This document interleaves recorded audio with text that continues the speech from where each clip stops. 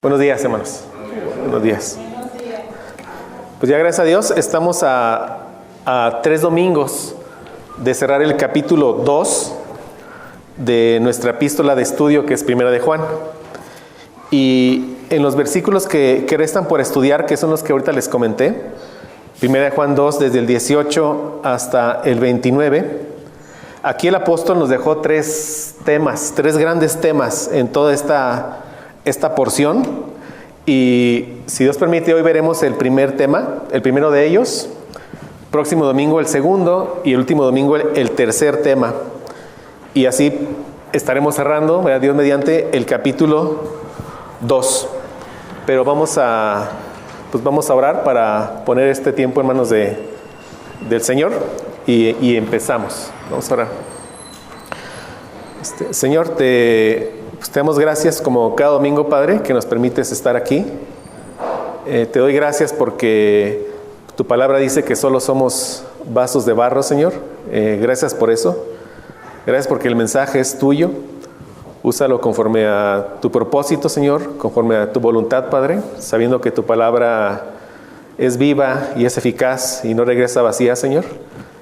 Perdónanos, Padre, porque no reconocemos lo mucho que pecamos, Señor. Vemos solo un poco y perdónanos por eso, Padre. Te ruego por aquellos que vengan en camino, tráelos con bien, si es tu voluntad, Padre.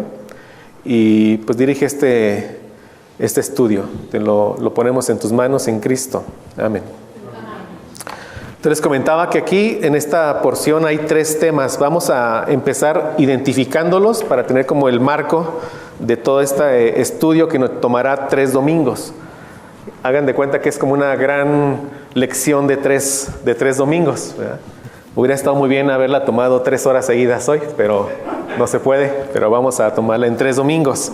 Entonces vamos a identificar el primer tema y leamos Primera de Juan 2, 18. Vea, Primera de Juan 2, 18, dice: hijitos, es la última hora, y así como oísteis que el anticristo viene, también ahora han surgido muchos anticristos. Por eso sabemos que es la última hora. Muévase al 22, por favor. Y dice: ¿quién es el mentiroso sino el que niega que Jesús es el Cristo? Este es el anticristo, el que niega al Padre y al Hijo. Todo aquel que niega al Hijo tampoco tiene al Padre. El que confiesa al Hijo tiene también al Padre. De seguro ya identificó el primer tema, ¿verdad, hermano? Es el anticristo. Ese es el primer tema y lo revisaremos hoy con la ayuda de Dios, el anticristo. Ahora leamos por favor Primera de Juan 2, pero el versículo 20. Dice: pero vosotros tenéis unción del Santo y todos vosotros lo sabéis. Muévase al 27. Dice: y en cuanto a vosotros, la unción que recibisteis de Él permanece en vosotros, y no tenéis necesidad de que nadie os enseñe. Pero así como su unción os enseña acerca de todas las cosas, y es verdadera y no mentira, y así como os ha enseñado, permanecéis en Él. ¿Identificó el segundo tema? ¿Un poco más complicado? Bueno, el segundo tema es la unción del Espíritu Santo, ¿verdad? Ese es el segundo tema que estaremos revisando, y ese lo revisaremos el próximo domingo. Y el tercer tema está a lo largo de toda esta porción, y vamos a identificarlo mientras leemos. Leamos de nuevo el 18. El 18 dice: hijitos, es la última hora, y así como oísteis que el anticristo viene, también ahora han surgido muchos anticristos. Por eso sabemos que es la última hora. El 19: salieron de nosotros, pero en realidad no eran de nosotros, porque si hubieran sido de nosotros, habrían permanecido con nosotros. Y ahí está la palabra, permanecido. Y dice: pero salieron a fin de que se manifestara que no todos son de nosotros. Muévase al 24. Dice: en cuanto a vosotros, que permanezca. Ahí está de nuevo la palabra, permanecer. Que permanezca en vosotros lo que oísteis desde el principio. Si lo que oísteis desde el principio permanece, y de nuevo, permanece en vosotros, vosotros también permaneceréis en el Hijo y en el Padre. Muévase al 27. Dice, y en cuanto a vosotros, la unción que recibisteis de Él permanece en vosotros, y no tenéis necesidad de que nadie os enseñe, pero así como su unción os enseña acerca de todas las cosas, y es verdadera y no mentira, y así como su unción os ha enseñado, permanecéis en Él. Y el 28 dice, y ahora hijos, permaneced en Él. Entonces, hermanos, el tercer tema es permanecer en Cristo. Este lo veremos, Dios mediante, en 2 domingos. Entonces, los 3 temas que tocaremos en estos 3 domingos son el anticristo, la unción del Espíritu Santo y nuestra permanencia en Cristo, ¿verdad? Y estos, como les dije, estos 3 temas se relacionan entre sí. El primer tema, el anticristo, es un gran peligro que amenaza a la iglesia. El segundo tema es cómo un creyente puede identificar ese peligro, y es por medio de la unción del Espíritu Santo. Y el tercer tema es cómo hacerle frente a este peligro generado por los anticristos, y esto es gracias a nuestra permanencia en Cristo. Entonces, 3 temas, ¿verdad? Un gran peligro, cómo detectar ese peligro y cómo enfrentar ese peligro. ¿Sí vamos? A lo largo de toda esta porción. Entonces leamos 1 de Juan 2:18 para iniciar con el primer tema que veremos hoy, que es el anticristo. Dice, hijitos, es la última hora, y así como oísteis que el anticristo viene, también ahora han surgido muchos anticristos. Por eso sabemos que es la última hora. Y aquí, mis hermanos, el apóstol Juan, ahora ya un anciano, como lo hemos comentado, inicia con ese tono pastoral que lo caracteriza. Inicia diciendo, hijitos, ¿verdad? Él está velando por el bien de la iglesia de Cristo. Es apóstol, pero es un pastor, ¿verdad? Está velando por sus ovejas. Y Él nos ha venido alertando a lo largo de estos versículos que hemos estudiado acerca de la batalla que hay en nuestros corazones.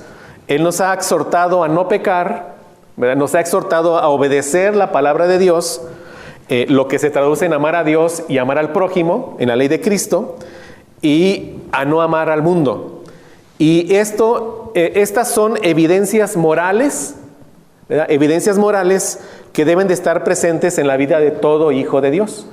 ¿Sí? Son evidencias de carácter, de un carácter que está siendo transformado a la imagen de nuestro Señor Jesucristo, ¿verdad? Una de ellas que revisamos es: el cristiano peca, pero su vida no se caracteriza por permanecer en el pecado, sino que lo confiesa y se aparta.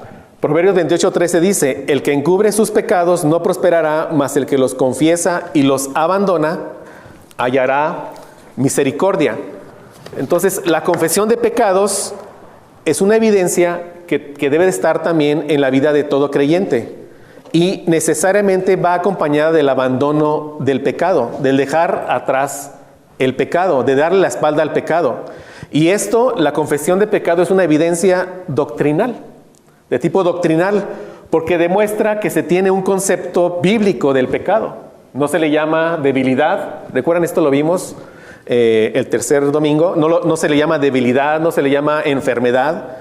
No se excusa en las circunstancias, sino se llama como lo que es: pecado.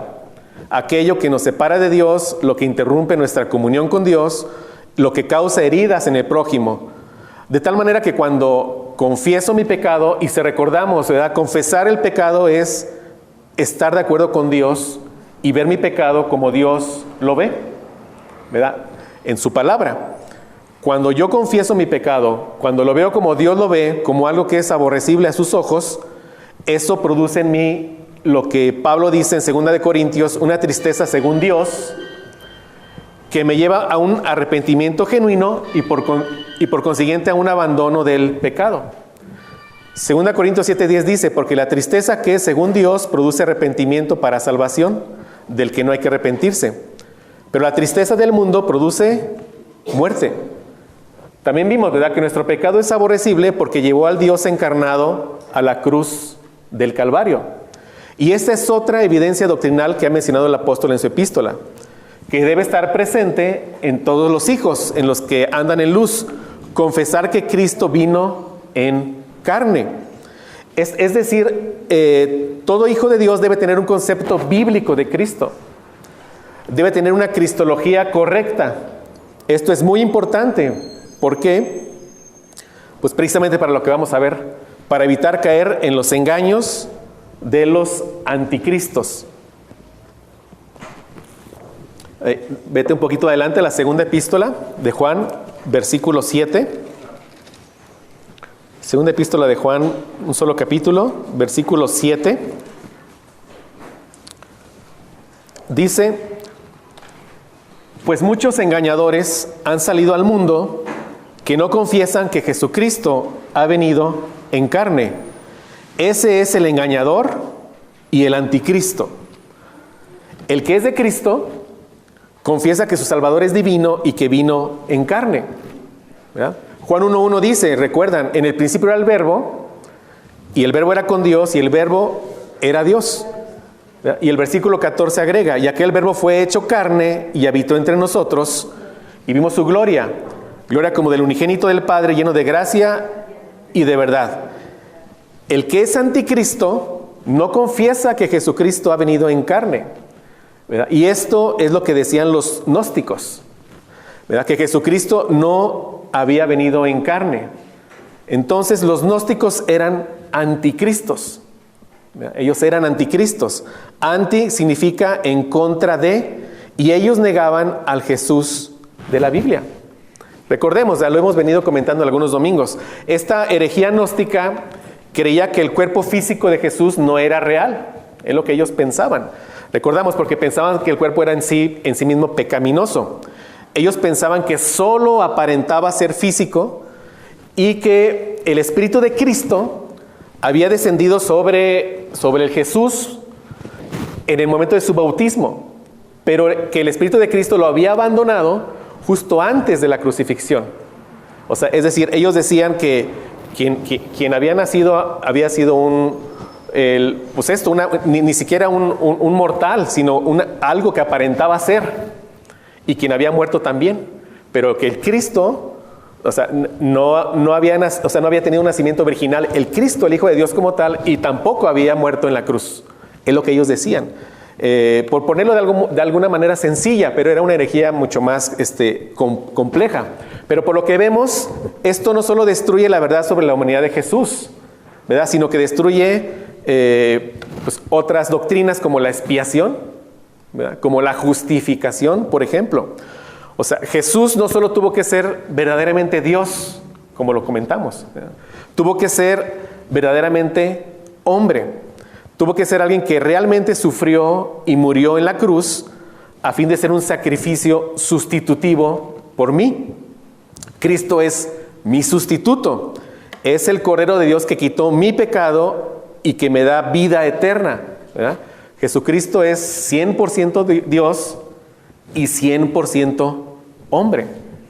¿Verdad? Hebreos 2:14 dice, así que por cuanto los hijos participan de carne y sangre, él igualmente participó también de lo mismo para anular mediante la muerte el poder de aquel que tenía el poder de la muerte, es decir, el diablo. ¿Verdad? Lo confesamos gracias a Dios, ¿verdad? O sea, Dios, Jesús, el Cristo vino en carne, ¿verdad? Y recordemos, por eso Juan inicia esta epístola refutando la herejía gnóstica cuando él dice, en el primer versículo de esta epístola, lo recordamos, lo que existía desde el principio, lo que hemos oído, lo que hemos visto con nuestros ojos, lo que hemos contemplado y lo que han palpado nuestras manos acerca del verbo de vida, ¿verdad? Entonces esto es una evidencia doctrinal, o sea, tener una cristología correcta, ¿no? Un concepto bíblico de Jesucristo. Entonces, leamos de nuevo el versículo 2:18. El versículo 2:18 dice, hijitos, es la última hora, y así como oísteis que el anticristo viene, también ahora han surgido muchos anticristos. Por eso sabemos que es la última hora. Aquí vemos que este término, la última hora, se repite 2 veces, al inicio y al final de este versículo. Dice, hijitos, es la última hora, y al final dice, por eso sabemos que es la última hora. Pero ¿a qué se refiere con esto? ¿Verdad? ¿A qué se refiere con que es la última hora? ¿A qué se refiere aquí? Obviamente no se refiere a una hora literal. Es correcto, ¿verdad? No se refiere a una hora literal, ¿verdad? Es en el tiempo de Juan, hace unos 2000 años, ya era la última hora, ¿verdad? Entonces, ¿a qué se refiere esto? Le voy a leer Hebreos 1:2, que dice, Dios, habiendo hablado hace mucho tiempo, en muchas ocasiones y de muchas maneras a los padres por los profetas, en estos últimos días nos ha hablado por su Hijo, a quien constituyó heredero de todas las cosas, por medio de quien hizo también el universo. Y primera de Pedro 1:20 dice, porque Él estaba preparado desde antes de la fundación del mundo, pero se ha manifestado en estos últimos tiempos, por amor a vosotros. Entonces, la última hora es una época de tiempo que comenzó con la primer venida de Cristo y terminará con su segunda venida. ¿Sí? La última hora también se le conoce como los últimos días, como los últimos tiempos. Gálatas 4:4 dice, pero cuando vino la plenitud del tiempo, Dios envió a su Hijo, nacido de mujer, nacido bajo la ley. Cristo, con su primer venida, Él inauguró el último tiempo, la última hora, ¿verdad? Los últimos días. Y, mis hermanos, pues no hay anticristos sin Cristo, ¿sí? Los anticristos niegan la verdad de Cristo, atacan la persona de Cristo, ¿verdad? Atacan la naturaleza de Cristo. 1 Juan 2:22 dice, ¿quién es el mentiroso? Sino el que niega que Jesús es el Cristo. Este es el anticristo, el que niega al Padre y al Hijo. El Mesías ha venido, ¿verdad, mis hermanos? Y los anticristos han surgido. Hoy en día hay muchos anticristos. Por eso sabemos que es el último tiempo. Ahora, un anticristo no es aquel que ataca abiertamente a Cristo. No es así, ¿verdad? Es cualquier individuo que enseña un concepto no bíblico de Cristo. Si observan, los gnósticos no atacaban como tal a Cristo, lo reconocían, pero con una explicación distorsionada de la que está en la Biblia. ¿Verdad? Los testigos de Jehová niegan al Cristo de la Biblia, ¿verdad? Porque dicen que no es Dios. Los mormones también niegan al Cristo de la Biblia. Estas dos sectas son anticristos. Son anticristos, ¿eh? Entonces, cualquier persona o grupo de personas que tenga un concepto equivocado, ¿verdad?, de la persona de Jesucristo, de su humanidad, de su deidad, es un anticristo. Cualquier persona es un anticristo. El anticristo es el que niega al Padre y al Hijo. Y esto es una conjunción. Si se niega al Hijo, se niega al Padre. Si se niega al Padre, se niega al Hijo. Se niega uno, se niega al otro, porque se está negando al mismo Dios. Al mismo Dios. Juan 17:3 dice, y esta es la vida eterna, dice, que te conozcan a ti, el único Dios verdadero, y a Jesucristo, a quien has enviado. Tener vida eterna es conocer al Padre y es conocer al Hijo. Y es imposible conocer al Padre fuera de Jesucristo. Imposible. Entonces, negar al Hijo es negar al Padre. Por eso dice que el que niega al Padre y al Hijo es anticristo. Anticristo. Jesús dijo en Juan 12:44, dijo, el que cree en mí, vean lo que dice, no cree en mí, sino en aquel que me ha enviado. Y después agrega en el 49 la explicación del por qué dice eso. Dice, porque yo, dice Jesús, porque yo no he hablado por mi propia cuenta, sino que el Padre mismo que me ha enviado me ha dado mandamiento sobre lo que he de decir y lo que he de hablar. ¿Sí? Entonces, el anticristo niega al Padre y niega al Hijo. ¿Verdad? Otra razón para entender esto es que el único camino al Padre es Jesús, ¿cierto? Jesús dijo, yo soy el camino y la verdad y la vida. nadie viene al Padre sino por mí. Entonces, de alguna manera, todo aquel que enseña una salvación aparte de Cristo es un anticristo. Si vemos, o sea, estamos en una época donde veremos más adelante donde la apostasía está creciendo y realmente estamos llenos de anticristos. Mucho cuidado en el internet, ¿no? En el YouTube, con todo lo que leen, lo que ven ahí. Hay muchos anticristos ahí, muchos. Algunos como vestidos como Satanás, como ángel de luz. O sea, tengamos mucho discernimiento. Y es lo que nos está alertando aquí el apóstol Juan en estos versículos. Leamos de nuevo el versículo 18.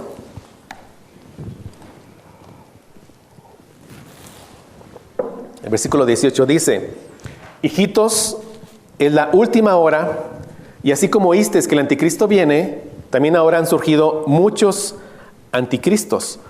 Por eso sabemos que es la última hora. Y notemos aquí otra cosa, mis hermanos. Dice, es la última hora, y así como oísteis que el anticristo viene en singular, ¿verdad? Aquí se refiere a un anticristo con A mayúscula. Y después dice, también ahora han surgido muchos anticristos. Estos son anticristos con A minúscula. Él está diciendo, por eso sabemos que es la última hora. Tú escuchaste, viene un anticristo en el futuro, viene. Pero sabemos que es la última hora porque ya muchos anticristos ya están surgiendo en nuestros tiempos. Si lo vemos, lo está mencionando aquí Juan. Y aquí hay algo aquí interesante, porque Juan es el único que usa la palabra anticristo. Es el único de los apóstoles que la usa. La usa 3 veces en esta epístola y una vez en su segunda epístola. Entonces, él dice, y así como oísteis que el anticristo viene, si es el primero que lo menciona, ¿dónde habían escuchado esto antes sus lectores? ¿Verdad? ¿Dónde lo habían escuchado? Bueno, cuando Juan escribió esta epístola tenía alrededor de unos 90 años, ¿verdad? Era ya un anciano, Juan. Y ya habían pasado cerca de unos 40 años cuando Pablo escribió su segunda epístola a los tesalonicenses, más o menos. Entonces, los miembros de las iglesias estaban siendo enseñados por estas epístolas que circulaban en las iglesias. ¿Y qué habían ellos aprendido, ¿verdad? De la epístola de la segunda a los tesalonicenses? ¿Qué habían aprendido? Entonces, mire, vamos allí. Busque por favor segunda de Tesalonicenses 2, del 1 al 4. Y si ya se ha dado cuenta, esta clase está llena de doctrina. Pero pues no hay otra manera en esta clase de entender lo que nos quiere decir aquí el apóstol. Es doctrinal. Y yo les decía, por eso les hablaba al principio, hay evidencias morales que hablan de nuestro carácter, y hay evidencias doctrinales que hablan de nuestro entendimiento de la palabra de Dios. Esta es una evidencia doctrinal y es necesario verla así, ¿verdad? O sea, soportarla bien con versículos. Puede ser pesada, pero es necesario. ¿Sí, mis hermanos? O sea, es necesario. Bueno, entonces ya está ahí en segunda de Tesalonicenses 2, del 1 al 4. ¿Ya lo tiene?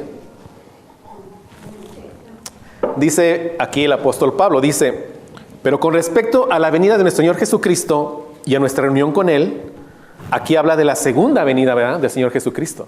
Habla de la segunda venida. Con respecto a la venida de nuestro Señor Jesucristo y a nuestra reunión con Él, os rogamos, hermanos, que no seáis sacudidos fácilmente en vuestro modo de pensar, ni os alarméis, ni por espíritu, ni por palabra, ni por carta como si fuera de nosotros, en el sentido de que el día del Señor ya ha llegado. Dice que nadie os engañe en ninguna manera, porque no vendrá. ¿Qué es lo que dice aquí cuando dice porque no vendrá? O sea, dice la segunda venida de Cristo, es lo que está diciendo, la segunda venida de Cristo no vendrá sin que primero venga la apostasía y sea revelado el hombre de pecado, el hijo de perdición, el cual se opone y se exalta sobre todo lo que se llama Dios o es objeto de culto, de manera que se sienta en el templo de Dios, presentándose como si fuera Dios. Si observamos el versículo 4, mis hermanos, ahí está hablando claramente del anticristo. La palabra anti significa en contra de, y también se usa en lugar de. Y si vemos en el versículo 4, salud, dice, el cual se opone a todo lo que se llama Dios. Es en contra de. Y agrega más adelante, dice, y se presenta como si fuera Dios. en lugar de. ¿Sí lo vemos? En contra de y en lugar de. Aquí está hablando del anticristo. El anticristo. Pero aquí nos dice que ese anticristo se manifestará, es alguien en el futuro, se manifestará primero él, y cuando él se manifieste, esa será ya la evidencia de que el Señor ya viene por segunda vez. ¿Sí me siguen? O sea, viene primero este anticristo, y un poco tiempo después, no sabemos cuánto, pero sabemos que es poco tiempo después, viene el Señor Jesucristo por segunda vez. Por segunda vez. Entonces, el anticristo, con A mayúscula, mis hermanos, ¿verdad? El anticristo es un personaje, una persona que vendrá en el futuro. En el futuro. El libro del profeta Daniel habla de este ser inicuo que ha de venir y lo presenta como un poder político en Daniel. Pablo aquí, en segunda a los tesalonicenses, como leímos, lo presenta como un poder religioso.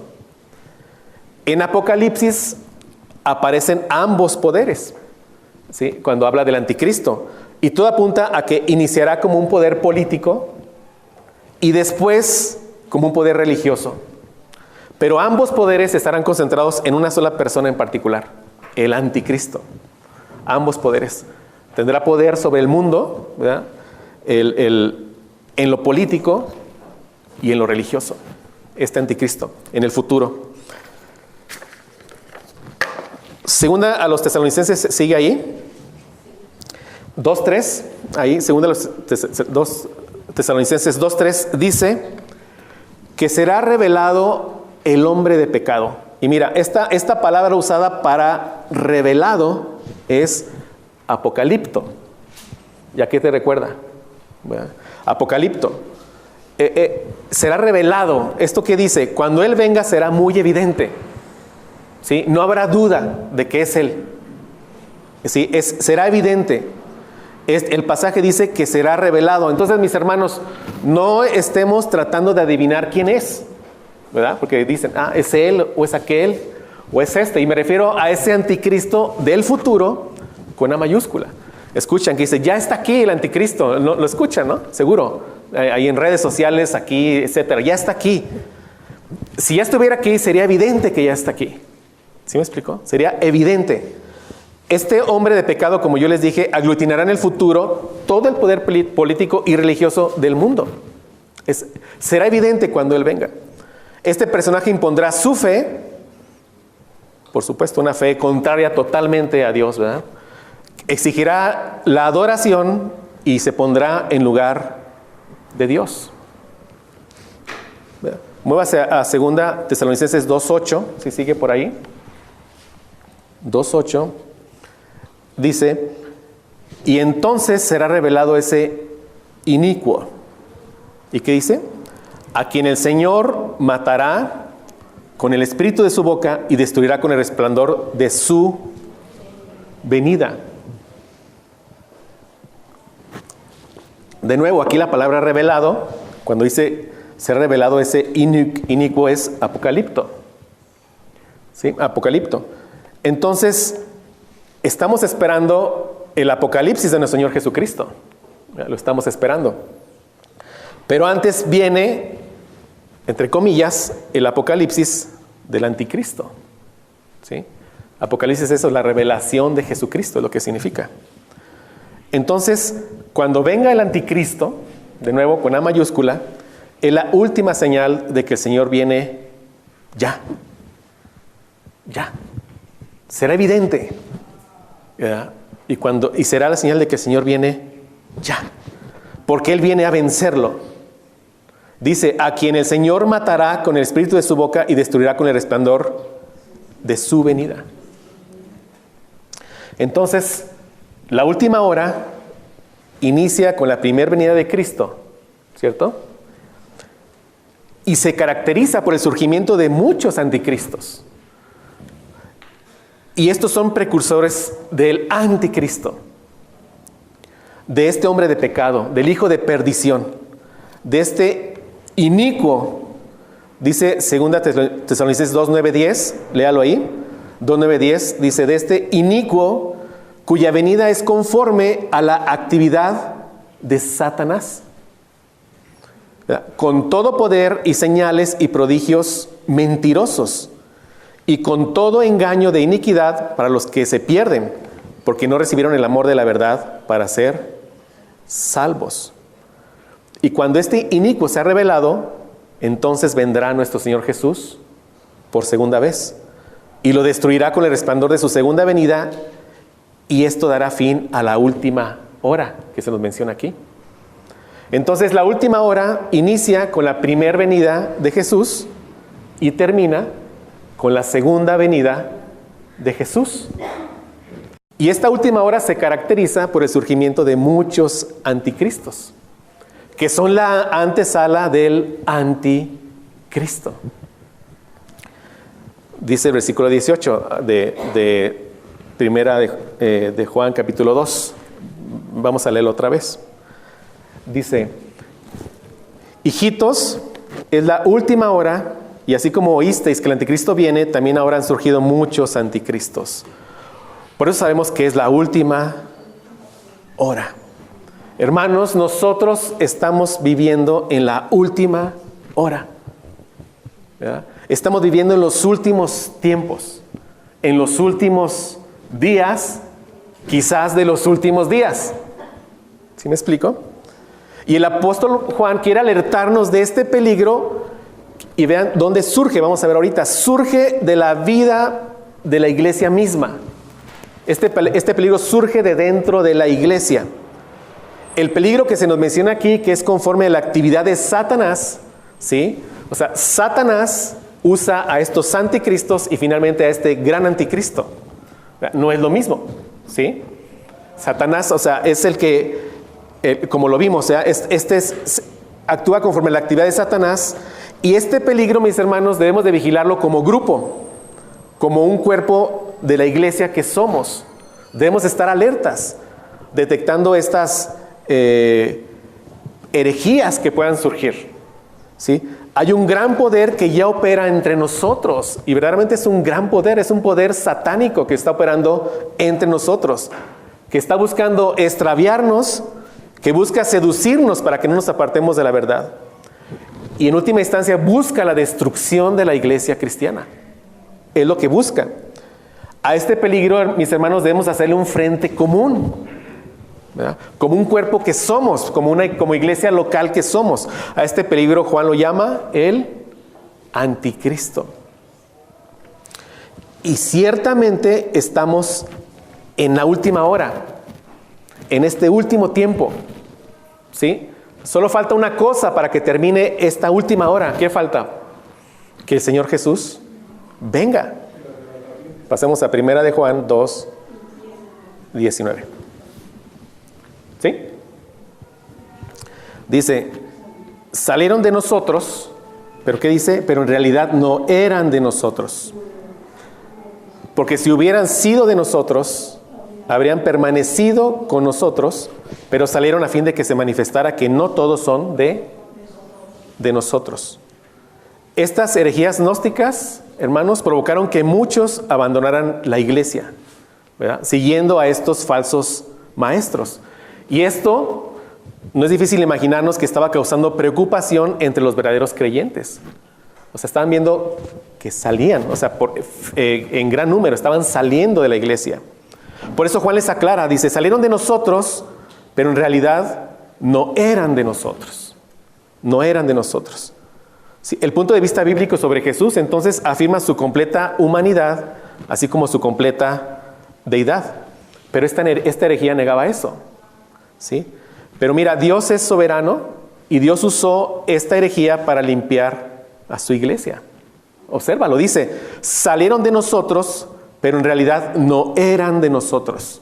Romanos 8:28 dice: sabemos que para los que aman a Dios todas las cosas cooperan para bien. Y aquí podemos ver esta verdad con toda claridad.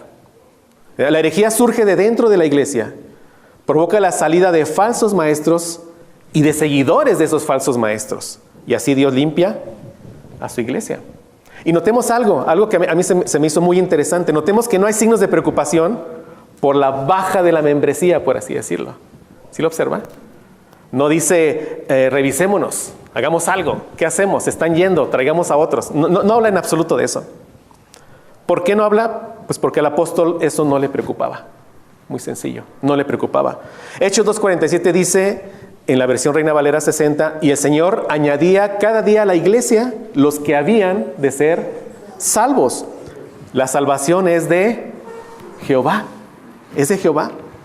Ante un ataque de falsos maestros, ¿verdad?, de herejes, debemos ocuparnos en manejar con precisión la palabra de verdad, ¿verdad? Como iglesia, como cuerpo, así como lo dice 2 Timoteo 2:15. Si en una iglesia se está predicando la palabra de verdad con fidelidad, con precisión, y se está compartiendo el evangelio a los perdidos, no debe de preocupar la membresía.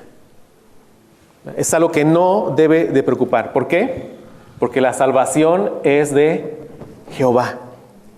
Pero si no se está predicando la palabra con precisión y eso provoca la salida de las ovejas, y estoy diciendo de las ovejas, no de falsos maestros, ahí sí debe de haber preocupación, ¿verdad? Ese es un signo de que no se está predicando la palabra con precisión. Dice el versículo 19 de nuevo de nuestra epístola 2:19, dice, salieron de nosotros, pero en realidad no eran de nosotros, porque si hubieran sido de nosotros, habrían permanecido con nosotros, pero salieron a fin de que se manifestara que no todos son de nosotros. Los que salieron son los falsos maestros y sus seguidores, ¿cierto? Entonces, por favor, hermanos, no apliquemos esto a cualquier cristiano que abandone una iglesia, ¿verdad? Los cristianos pueden abandonar iglesias por diferentes motivos. Un cambio de residencia, por ejemplo. Incluso por conflictos, ¿verdad? Como les comenté en domingo pasado, yo vi salir familias de una iglesia en la que yo estuve por conflictos con un falso maestro. Y cuando estas familias se iban, el falso maestro decía, salieron de nosotros, pero en realidad no eran de nosotros. O sea, la aplicaba como al revés. Hasta que finalmente Dios sacó a ese falso maestro de la iglesia. Y ahí sí aplicó, ¿verdad? Salieron de nosotros porque en realidad no eran de nosotros. Entonces esto aplica ¿a qué? A falsos maestros, ¿verdad? Y a seguidores de falsos maestros, ¿verdad? Tengamos cuidado con eso. Dice Juan, si hubieran sido de nosotros, habrían permanecido con nosotros.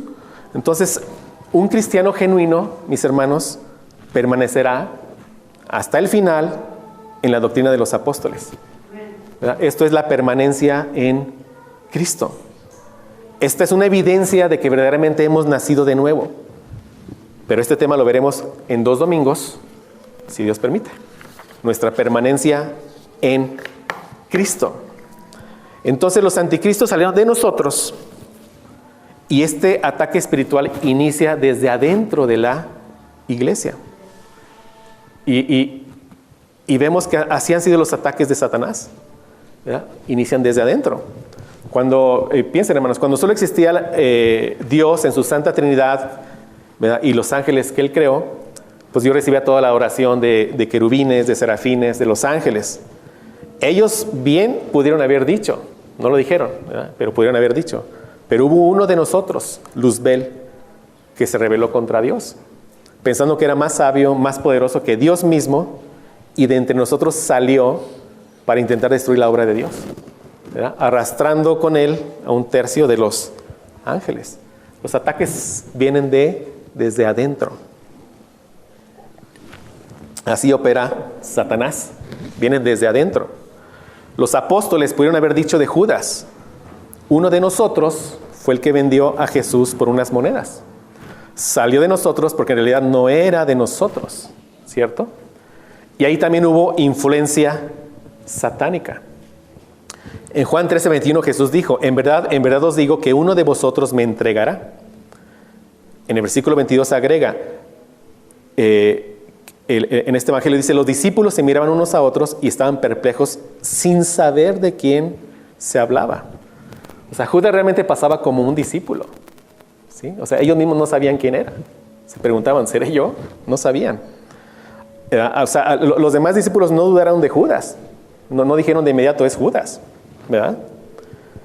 Jesús respondió, es aquel a quien yo daré el bocado que voy a mojar. Y después de mojar el bocado lo tomó y se lo dio a Judas, hijo de Simón Iscariote, y después del bocado, Satanás entró en él, entró en Judas. Entonces Jesús le dijo, lo que vas a hacer, hazlo pronto. Y aún en este punto, los discípulos no habían entendido que Judas era el que entregaría a Jesús. No lo entendían. Dice, pero ninguno de los que estaban sentados a la mesa entendió por qué le dijo esto. Porque algunos pensaban que como Judas tenía la bolsa del dinero, Jesús les decía, compra lo que necesitamos para la fiesta, o que diera algo a los pobres. Y Judas, después de recibir el bocado, salió inmediatamente y ya era de noche. Y ahora estos anticristos salieron de nosotros, pero en realidad no eran de nosotros. Entonces este ataque espiritual inicia desde adentro de la iglesia y después se propaga por el mundo, ¿verdad? Como herejías que, de la prosperidad y etcétera. Vean ustedes, o sea, no todos, algunos líderes salieron de la iglesia y están abrazando esta herejía y la están propagando por todo el mundo. Pero así como Judas, estos falsos maestros, estos anticristos pueden pasar camuflajeados incluso por años. O sea, hay que estar muy alertas, ¿verdad? Y de igual manera, ¿verdad? Falsos discípulos, porque cuando sale un falso maestro, salen personas que siguen a esos falsos maestros. Falsos discípulos. Falsos discípulos pueden pasar camuflajeados en una iglesia incluso por años. A la vista de los demás, ellos se comportan como cristianos, pero en realidad no lo son. ¿Usted ha visto una foto del trigo y de la cizaña? ¿Sí lo ha visto una foto? Son muy, muy similares. De repente no sabe cuál es cuál. Son muy parecidos el trigo y la cizaña y crecen juntos hasta el día de la siega. Dijo Jesús en Mateo 13:30, al tiempo de la siega diré a los segadores, recoged primero la cizaña y atadla en manojos para quemarla, pero el trigo recogedlo en mi granero. ¿Cuál es la cizaña?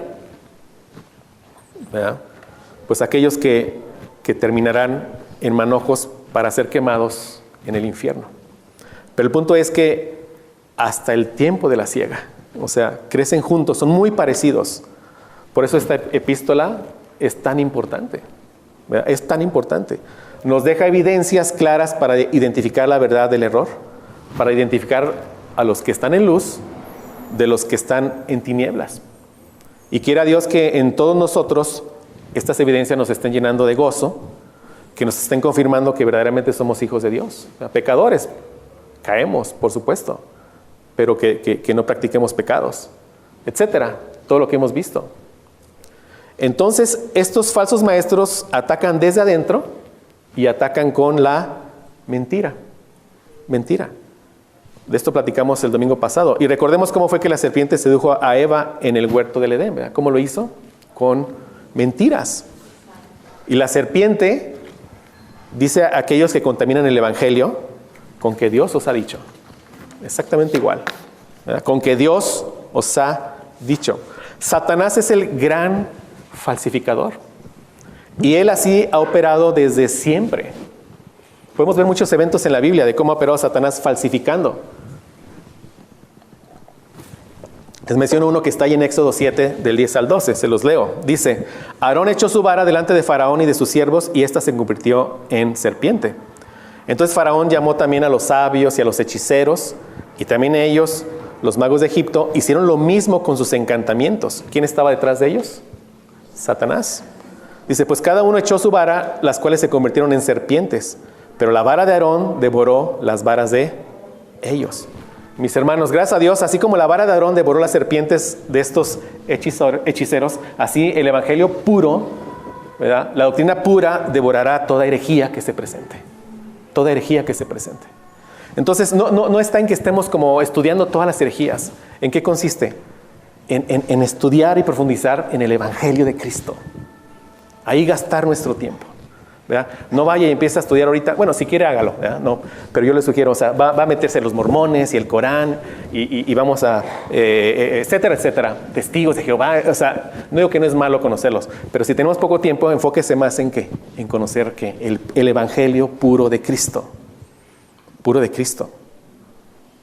Los anticristos de hoy predican que Jesús no es Dios, o que es humano, o que es un profeta, o un buen hombre, un gran ejemplo, ¿verdad? Los anticristos de hoy explican los milagros de Jesús como eventos de la naturaleza.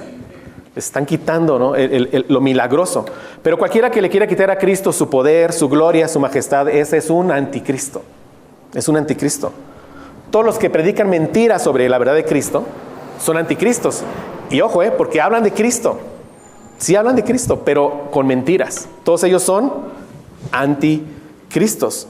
Entonces el ataque es un ataque espiritual que viene desde adentro y es un ataque con mentira. Pero son mentiras sutiles. Sutiles. Ese espíritu, el anticristo, inspirado por Satanás mismo, ya está operando en el mundo. Y por supuesto, en las iglesias. Y así continuará hasta que el anticristo futuro se manifieste. ¿Verdad? Hasta que ese inicuo cuya venida es conforme a la actividad de Satanás se manifieste. Entonces Satanás y sus anticristos y ese anticristo final tiene el propósito de destruir el plan de Dios. Ese ataque es espiritual y surge en las iglesias. Satanás no vendrá de rojo y con cola, ¿no? Él vendrá como un predicador y con una Biblia bajo el brazo. ¿Sí? Bajo el brazo. Entonces Juan nos llama a estar alertas, ¿verdad? Porque hay un enemigo muy poderoso que nos quiere exterminar a toda costa. Quiere destruir la iglesia a toda costa. Mateo 24 dice, porque se levantarán falsos cristos y falsos profetas y mostrarán grandes señales y prodigios para así engañar, de ser posible, aún a los escogidos. Y gracias a Dios que dice, de ser posible. ¿Por qué lo dice? Pues porque no es posible. Si eres un escogido, no serás engañado. No serás engañado. ¿Sí? Satanás no sabe cuáles son los escogidos, eso sí te digo, él no sabe.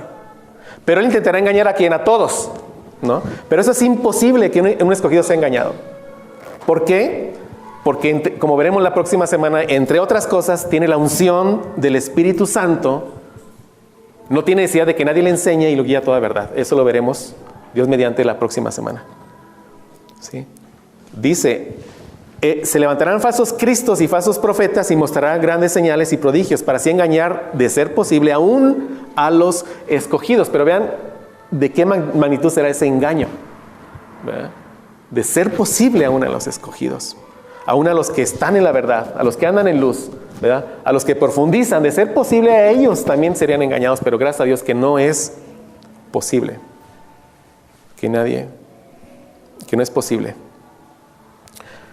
Segunda de Tesalonicenses 2:3, no lo busque, se lo leo, dice que nadie os engañe en ninguna manera, porque no vendrá, de nuevo habla de nuestro Señor Jesús, ¿verdad? No vendrá sin que primero venga la apostasía y sea revelado el hombre de pecado, el hijo de perdición. Habla aquí de la apostasía. Y este es otro evento, o es otra evidencia que veremos. La apostasía irá creciendo, irá en aumento. Ya está así definido. Va aumentando. Y al ver nosotros cada vez más la apostasía, vemos que esta hora ya está llegando a su fin. ¿Qué es apostasía? ¿Verdad? Apostasía es abandonar la fe, ¿verdad? Pero un apóstata, alguien que abandona la fe, nunca fue de nosotros, ¿verdad? Vivió como cristiano, se apartó y ahora ataca las verdades de Cristo. ¿Sí? La apostasía no significa que la salvación se perdió, ¿verdad? Significa que nunca fue salvo. Nunca fue salvo. Gracias a Dios, cuando somos salvos para siempre. Y a pesar de nosotros, la salvación no se pierde. ¿Verdad? Juan 10, 27, 29 dice, mis ovejas oyen mi voz y yo las conozco y me siguen y yo les doy vida eterna y no perecerán jamás, ni nadie las arrebatará de mi mano. Dice, mi Padre que me las dio es mayor que todos y nadie las puede arrebatar de la mano de mi Padre. ¿Verdad? Gracias a Dios que a pesar de nosotros nunca perderemos la salvación. Gracias a Dios que a pesar de nosotros permaneceremos en Cristo hasta que Él venga. ¿Verdad? Tenemos esa seguridad. Entonces, nuestra batalla es una batalla espiritual contra los anticristos. Esta batalla espiritual se detecta espiritualmente. ¿Cómo? Por medio de la unción del Espíritu Santo, lo veremos la próxima semana, Dios mediante, Y se combate espiritualmente. ¿Cómo? Por nuestra permanencia en Cristo.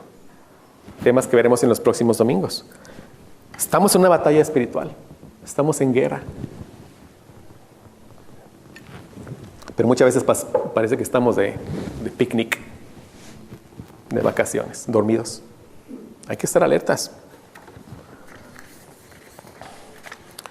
Hermanos, vamos cerrando. Pues, vigilemos nuestra iglesia, hermanos. ¿Verdad? Es responsabilidad de todos, no solo de los pastores, es de todos. Vigilar nuestra iglesia. Juan denunció esta herejía de los gnósticos, ¿verdad? ¿Cuántos falsos profetas hay hoy en día? ¿Cuántos? ¿Cuántos falsos maestros? ¿Verdad? Si escuchas a un predicador que se llama evangélico, examínalo a la luz de las Escrituras, ¿verdad? Hay que examinarlo. Ahora mismo, ¿verdad? Esto mismo que se está predicando ahorita, examínalo. Hay que examinar todo. Vigilemos lo que escuchemos, mis hermanos, ¿verdad? Y también lo que compramos. Yo pienso que el lugar más peligroso para comprar un libro evangélico es en una librería evangélica. Yo creo eso. Si ve un libro de Cash Luna ahí o de Marcos Witt, cómprelo, mi hermano.